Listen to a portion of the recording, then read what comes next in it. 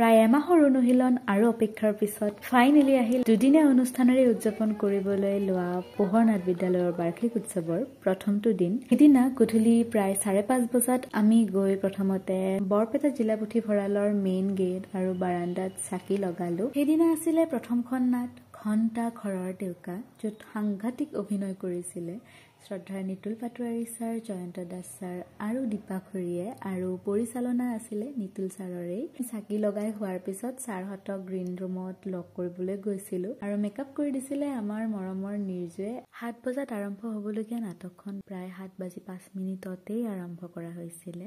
নাটকখন আৰম্ভ হোৱাৰ আগতে ছাৰে গ্ৰীণ ৰুমত চাকি ধূপ লগাই নটৰাজ বন্দনা কৰিছিলে আৰু এয়া মই প্ৰথমবাৰৰ বাবে দেখিছিলো, যিহেতু নাটকৰ লগত ইয়াৰ আগত জড়িত হোৱা নাই। লাইটিং, সাউণ্ড চিষ্টেম এই সকলোবোৰৰ ওচৰত মই প্ৰথম এবাৰ বহিছিলো। ষ্টক মিউজিকখিনি চলোৱাৰ দায়িত্বত আছিলে কণ দাদা, যিখিনি এই নাটকখনত বিৰাটেই ইম্পৰ্টেণ্ট আছিলে। শ্ৰদ্ধাৰ নৰেন পাটগিৰি ছাৰে ৰচনা কৰা এই নাটকখন উপস্থাপন কৰা হৈছিলে মহাভাৰতৰ 2 উল্লেখযোগ্য চৰিত্ৰ কৰ্ণ আৰু শিখণ্ডীৰ মৃত্যুৰ সৈতে কথোপকথনৰ মাজেৰে।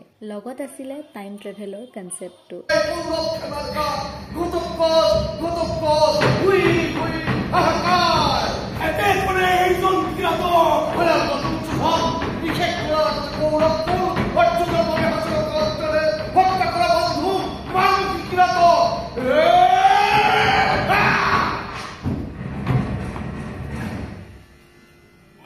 আৰু নাটকখনৰ এটা দুখ লগা অংশত আছিলে মোৰ এটা হামিঙৰ সৰু পাৰ্ট। নাটকখনৰ দৰ্শকৰ জোৰদাৰ সঁহাৰি পোৱা গৈছিলে। চিনৰ মাজে মাজেই বিভিন্ন ঠাইত হাত চাপৰি ৰোল উঠিছিলে।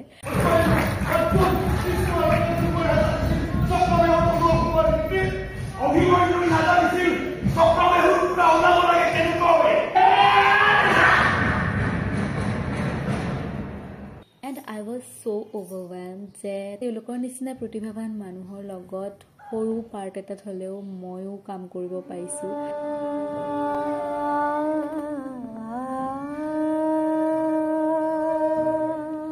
মোৰ পাৰ্টটো যদিও মই বৰ ডাঙৰ কিবা এটা বুলি ভবাই নাছিলো। নাটকখন শেষ হোৱাৰ পিছত মানুহে মোকো যিখিনি কমপ্লিমেণ্টছ দিলে, 2024ৰ বেষ্ট মেমৰিজৰ ভিতৰত মোৰ বাবে এইখিনি এটা হৈ থাকিব।